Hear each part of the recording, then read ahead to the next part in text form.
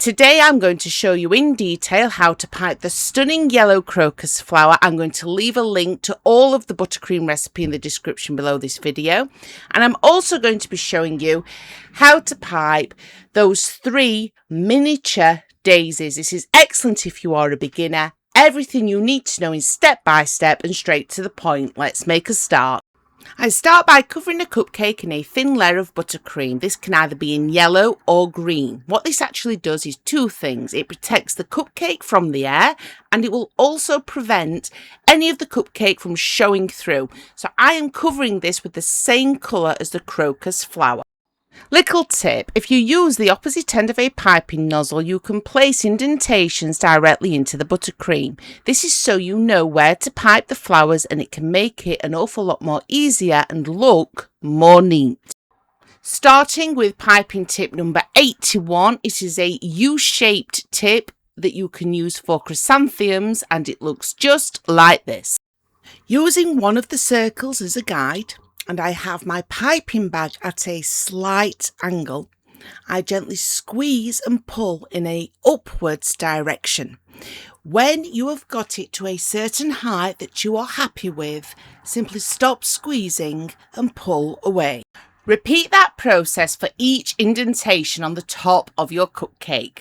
The buttercream recipe that I use for all of my piping can be found in the description below this video. A little tip: refrigerate before adding each individual flower, and it will help prevent damage. This is what you're aiming to achieve. We are now going to add the finishing touches, but as you have seen for yourself, this is a very simple and effective flower, excellent for a beginner and beautiful if you use them in your celebration cupcake bouquets. Moving on to piping tip number 352, this is a leaf tip and it looks just like this. Gently squeezing the piping bag, my piping bag is only half full, and pulling away at a slight angle. When my leaf is at the length that I want it, I simply stop squeezing.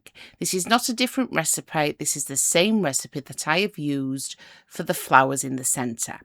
You want to take your time doing this. It can be best to chill the cake in between. So once you've added the flowers, chill them so they're lovely and solid first, the actual buttercream, before applying the leaves. It will help prevent damage. And I simply go around the outer rim. I'm going to be filling the centre with something a little bit different, but just look how it transforms this beautiful floral cupcake. I'm now using piping nozzle number 2. This is a basic round tip, so if you don't have this, you can just cut the end off a piping bag. I'm now going to pipe what looks like grass in all of those little gaps in between each individual flower. I have chilled the cupcake just so all the buttercream on there is nice and firm, and it just adds the perfect finishing touch. I'm now going to show you how to add the centre before we move on to the miniature daisies. Using the same piping tip and the same method that we did for the grass, I simply pipe in the centre of each individual flower with orange. This is the same buttercream recipe also. Again, this has been refrigerated just to help prevent accidental damage to the cupcake, but how simple and easy was that to create. I'm now going to show you how to pipe those very easy but stunning miniature daisies. So again, using the opposite end of a piping nozzle, I'm going to place 3 indentations directly on a cupcake that I have covered in green buttercream. This is going to be my guide for my small miniature daisies. Moving on to piping tip number 10, another basic round tip, or you can cut the end off a piping bag. Simply pipe a ring where the indentations are on your cupcake. This is going to make it very easy for our daisy to be able to be raised, but to still have grass and leaves on the background. So it wants to look just like this, really simple, and then I do refrigerate. For my daisies, I am using piping tip number 18, and it looks just like this. Starting on the inner edge of the rim that you have just piped, gently squeeze your piping bag and pull away at a slight angle. When the petals of your daisy are long enough, simply stop squeezing.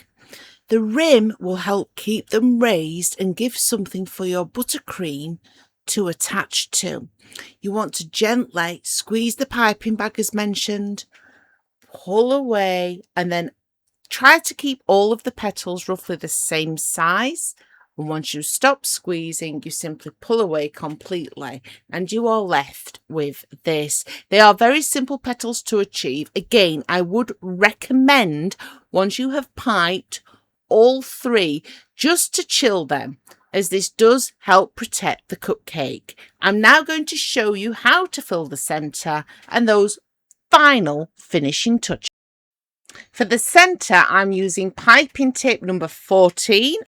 I start by piping a big blob of buttercream directly in the centre because these daisies are quite raised due to the rim that we have piped in order to support the petals. So once you have filled in the centre, you then simply want to go over the top of this with the same piping bag just to add a little bit more detail. Repeat this for each of the daisies. Very simple but really effective. I'm now going to back to nozzle number 10. Remember, this is just a basic round tip and you can cut the end off a piping bag. Pipe random blobs all around the outside of your cupcake before we add the leaves.